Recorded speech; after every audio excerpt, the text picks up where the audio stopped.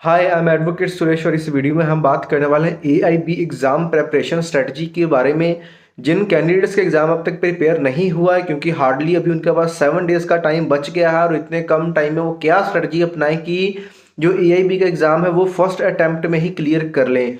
तो यहाँ पे सबसे पहले चीज़ आपको या कॉपी पेन लेकर के आप चीज़ों को नोट कर सकते हो क्योंकि आपके लिए बहुत ही बेनिफिशियल रहेगा। ये चीज़ आप समझ लो कि यहाँ पे जो मेन बियर एक्ट्स हैं, जो 5 एक्ट्स हैं जिसमें से majority of the questions cover होने वाले हैं आपके एग्जाम में, वो क्या है? Constitution of India, IPC, CPC, CrPC and evidence act. ये 5 तो ऐसे एक्ट्स हैं, ऐसे मतलब इसको तो आपने जितना अच्छे से पढ़ सको पढ़ लो क्योंकि आगे चल करके अगर आप लिटिगेशन में जाते हो कहीं पे भी जाते हो ये 5 बहुत ही इंपॉर्टेंट जो कि आपको आने चाहिए और यहाँ से आपके मेजॉरिटी क्वेश्चंस वहाँ पे आएंगे। प्लस एक फैमिली लॉ का बेयर एक्ट आता है, जो जिस भी पब्लिशर का आपने बेयर एक्ट लिया होगा फैमिली लॉ का आपको मिला होगा, उसमें आप देखोगे कि जो अलग अलग लॉज हैं फैमिली लॉ से रिलेटेड, जैसे कि लाइक जो हिंदू मैरिज एक्ट हो गया, उसके अंदर अडॉप्शन एंड मेंटेनेंस का एक्ट है, मुस्लिम मैरिज डेसोलेशन का जो एक्ट है, ये सारी चीज़ों का मिक्सचर है वो फैमिली लॉ वाला बेयर एक्ट। तो एक इसको भी आपने प्रिपेयर करना है। अब प्रिपेयर करने का क्या मतलब? अब ऐसा तो नहीं है कि आप एक बेयर एक्ट उठाकर इसको पढ़ना स्टार्ट कर दो और आपको याद हो जाएगा, दैट इज़ नॉट पॉसिबल अगर आपने पहले से अच्छे से प्रिपेयर आप नहीं हो, अगर आप रेडी हो तो। अब क्या स्ट्रेटजी अपनाई जाए? तो यहाँ पे देखिए, अब ऐसा नहीं है कि अगर आप बेयर एक्ट्स लेकर के जा रहे हो तो आपको सभी क्वेश्चंस बेयर एक्ट से मिल जाएंगे।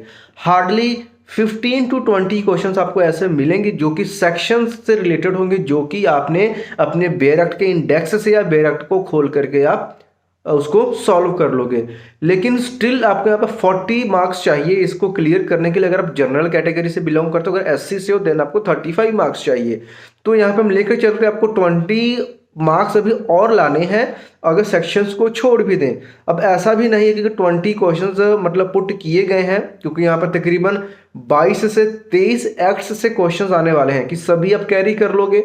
इनकेस आपने सभी एक्ट्स कैरी कर भी लिए, अब मान के चलो आपने एक लाइन लगा ली एक क्वेश्चन के लिए, पहले ये भी कंफ्यूज हो जाएगी कौन सा बेयर कहाँ पे ढूंढने में भी टाइम निकलेगा आपका। तो 20 में से हार्डली या 15 क्वेश्चंस को आप अटेम्प्ट कर पाओगे, यानी कि 15 नंबर्स तो आपने वहां से सिक्योर कर लोगे। ओके, तो यहाँ पे स्टिल 25 और 20 से 25 नंबर आपको चाहिए होंगे, जिसमें से 5 से 10 तो आपके केस लॉस होंगे। इससे ज़्यादा भी हो सकते हैं, कम भी हो सकते हैं। तो केस लॉस के लिए अब देखिए, यहाँ पे केस लॉस के लिए काफ़ी सारे स्टूडेंट्स का सवाल है कि क्या मतलब जो भी कैंडिडेट उनका सवाल है ये कि क्या हमको जो रिसेंट जजमेंट्स हैं उनके ऊपर फोकस करना चाहिए कि सुप्रीम कोर्ट की जो रिसेंट जजमेंट्स आ रही हैं, या फिर हमको पुराने जजमेंट्स के ऊपर फोकस करना चाहिए।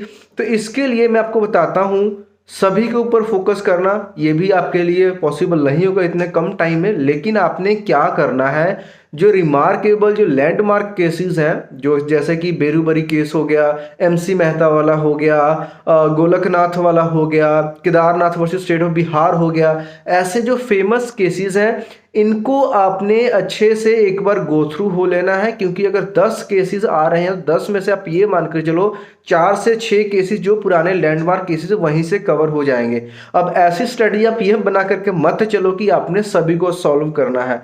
कुछ एक केसेस ऐसे भी होंगे जो शायद आपने सुने भी ना हो, तो उनको यहाँ पे अवॉइड करना ही सही है। ओके, अब बात आती है कि मान के चलो कि हमने यहाँ से, मैं केसेस के मामले में बहुत कम मार्क्स लेकर चलूंगा। यहाँ पे चलो मैं एक बार 5 लेकर के चलता हूँ, उधर 15 लेकर के चले, तो यानी कि हमारे 20 मार्क्स यहाँ से कवर हो जाते हैं।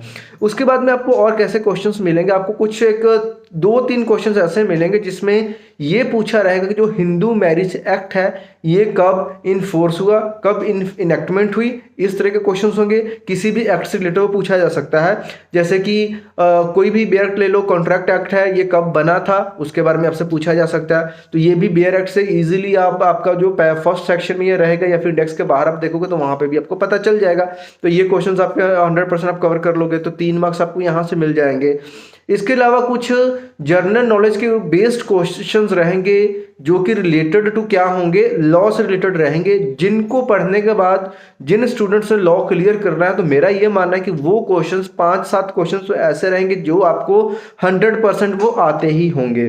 तो तकरीबन यहाँ पे हमारा 30 टू 35 मार्क्स का यहाँ पे क्वेश्चन ऐसे इस तरीके से कवर हो जा रहा है।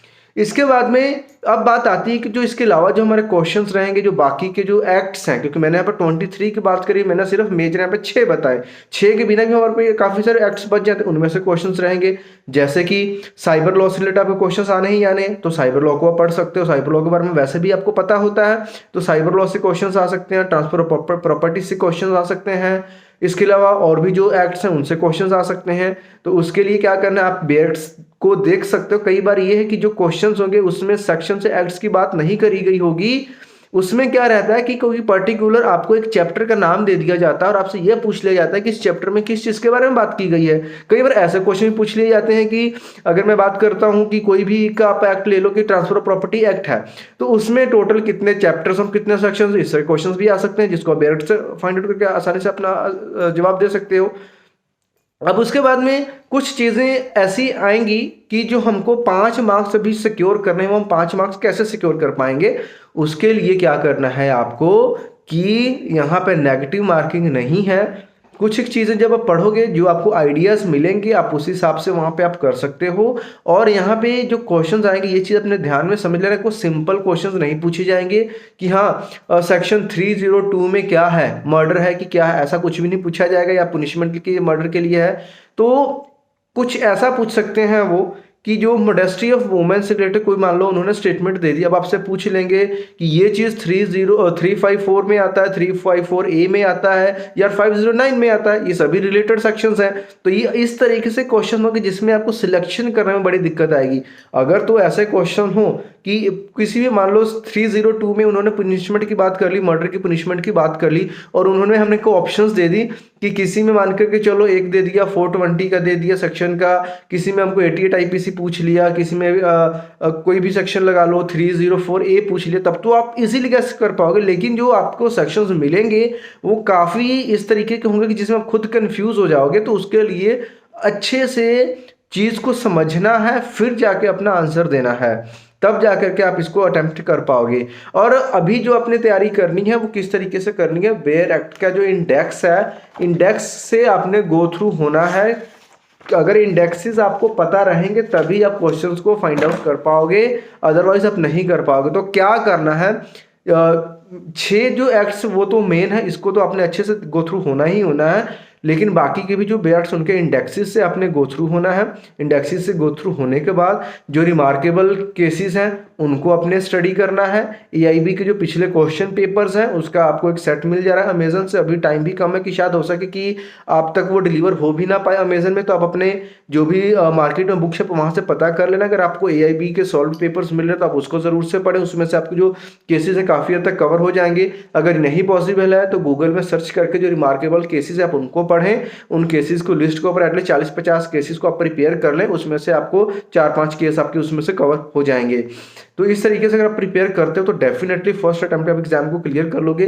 तो यहाँ पे तकरीबन 35-40 मार्क्स इस तरीके से हमने बात करी कि मतलब टेक्निकली हमारे जो ये हम इसको बहुत अच्छे से स्कोर करके इसको क्लियर कर लेंगे। इसके अलावा भी नेगेटिव मार्किंग नहीं है, तो जो आप गैसेस लगाओगे जो आप, तो उसमें से भी 5-10 क्वेश्चन सही हो ही जाएंगे, तो उसमें से भी आपके नंबर आ जाएंगे और आपका मतलब जो AIB वो ऑलमोस्ट क्लियर हो ही जाएगा।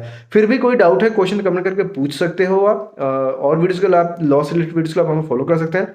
Thank you, thanks for watching. मिलते हैं नेक्स्ट वीडियो में, तब के लिए बाय बाय।